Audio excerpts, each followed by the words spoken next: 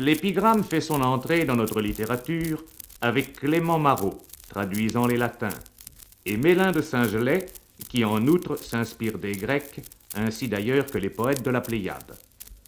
Ces initiateurs aiment le tour d'esprit de ce poème court, dont chaque vers est orienté vers un dénouement rapide. Mais, tandis que Ronsard, Du Bellay, Rémi Bello, Antoine de Baïf s'inspirent surtout des épigrammes lyriques et érotiques, Mélin de Saint-Gelais et Marot se tournent vers l'épigramme dont l'expression railleuse et la chute conviennent à leur sens de la plaisanterie. Voici, par Saint-Gelais, une pièce dans laquelle est évoquée la courtisanerie de certains hommes de science, trop souvent, hélas, en quête d'un mécène. Dis-moi, ami, que vaut-il mieux avoir, beaucoup de biens ou beaucoup de savoir? Je n'en sais rien, mais les savants, je vois faire la cour à ceux qui ont de quoi. Une pointe de philosophie ne saurait nuire à la pointe satirique. Marot nous fait entendre un autre son de cloche, alors que sa philosophie observe autrui sous un angle assez particulier. Voici comment, dans une épigramme imitée de Martial, il joue à accumuler les traits avantageux de son sujet afin de faire ressortir la mésaventure finale du personnage en question. Tu as tout seul Jean, vignes et prés. Tu as tout seul ton cœur et ta pécune. Tu as tout seul deux logis diaprés, là où vivant ne prétend chose aucune.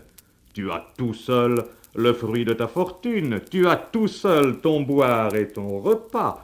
Tu as tout seul toute chose, fort une, c'est que tout seul ta femme tu n'as pas.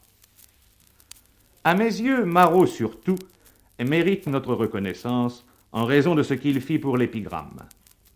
Un homme moins doué eût risqué de nous révéler en pure perte le florilège des anciens. Des épigrammes grecques, touchantes et délicates, et des épigrammes latines plus denses et plus rectilignes, Marot s'inspira en substituant à leur légèreté les finesses qui étaient chez lui monnaie courante. Et il le fit avec une telle gentillesse qu'il nous restitua les subtilités en y joignant son naïf, son naturel. Cette façon de s'exprimer qui n'est qu'à lui apparaît bien dans cette pièce où il adapte encore Martial. Jean, je ne t'aime point, beau sire, et ne sais quelle mouche me point, ni pourquoi c'est, je ne puis dire, sinon que je ne t'aime point. Ou encore, toujours inspiré de Martial, sans fin, pauvre sot, tu t'amuses à vouloir complaire aux 9 muses, mais tu es si lourd et si neuf que tu en fâches plus de 9. Marot, peignant l'épigramme de couleur badine, en fait un produit du meilleur fils du monde, et lui donne une impulsion familière qu'on retrouve dans de nombreuses pièces, Odelettes, Petites Fables, Quatrains, Vite, Troussé, de Rabelais, de Tahureau, de Passera, de la Freinet-Vauquelin, de Desportes. Les satiristes auront toujours beaucoup d'admiration pour Marot. Ils le prendront volontiers pour modèle. Ainsi, ce quatrain, en marge de la satire ménippée, rappelle un peu la verve et le badinage de Maître Clément. Ce quatrain met en scène, à l'ombre sinistre du gibet de Montfaucon, les quarteniers, ces officiers de ville préposés aux soins des divers quartiers de Paris. C'étaient en quelque sorte les conseillers municipaux d'alors. Voici le quatrain. À chacun le sien, c'est justice. À Paris, 16 quarteniers. À Montfaucon, 16 piliers. C'est à chacun son bénéfice. On le voit grande est déjà la promptitude des Français à utiliser à des fins satiriques non seulement les sujets qu'offrent les lettres et les arts, mais aussi les événements, les personnages, les caractères de la cour, de la politique, de la religion. Cette propension ne fera que s'affirmer avec le temps. On verra bientôt Malherbe saluer à sa manière, en 4 vers moqueurs, la mort du duc de Luynes. C'est à Luynes, au nez de Barbé, en ce tombeau fait sa demeure. Chacun en rit, et moi j'en pleure. Je le voulais voir au gibet. On verra Mathurin Régnier oublier un instant sa franche gaillardise pour comparer sans vaine fioriture les psaumes du protestant Théodore de Bèze à ceux de Marot. On verra Théophile de Viau traiter spirituellement de fou ses confrères d'alors. Oui, je l'avoue avec vous que tous les poètes sont fous, mais en sachant ce que vous êtes, tous les fous ne sont pas poètes. On verra Voiture commenter assez longuement l'accident survenu à Mazarin, dont le carrosse avait versé en franchissant le Pont-Neuf. Voiture ne s'en affecte pas le moins du monde, sachant bien, dit-il au grand ministre, que, en guerre, en paix, en voyage, en affaires, vous vous trouvez toujours dessus vos pieds. On verra Saint-Amand s'inspirer de l'incendie du palais de justice et jouer à cette occasion sur ces épices, rares encore, et qui constituaient ce que nous appellerions aujourd'hui des pots de vin.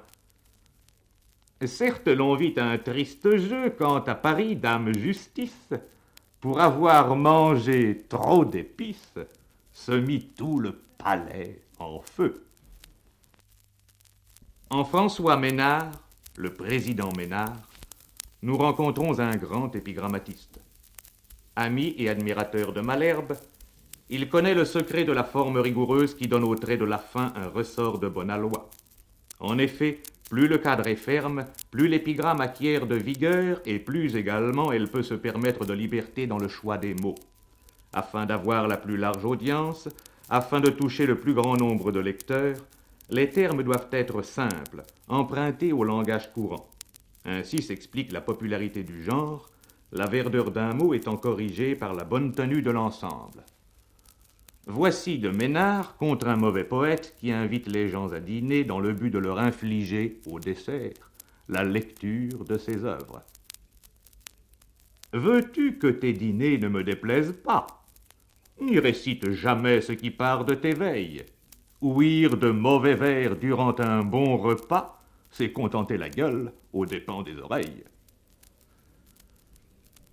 Pour mener à bien l'épigramme, Ménard utilise parfois le sonnet, et très souvent 2 ou 3 quatrains se suivant, ou un quatrain suivi de 2 tercets. Par exemple, cet envoi à Malherbe. Un rare écrivain comme toi devrait enrichir sa famille d'autant d'argent que le feu roi en avait mis dans la Bastille. Mais les vers ont perdu leur prix, et pour les excellents esprits, la faveur des princes est morte. Malherbe, en cet âge brutal, Pégase est un cheval qui porte les grands hommes à l'hôpital. Rien de nouveau sous le soleil, peut-être. On est déjà bien désabusé sous Louis XIII. Allons, ne nous laissons pas influencer par cette boutade si bien tournée. Les poètes, gens quelquefois pointilleux, ne s'enterront pas pour autant, et vont au contraire, au cours du grand siècle, nous fournir d'autres sujets de nous réjouir.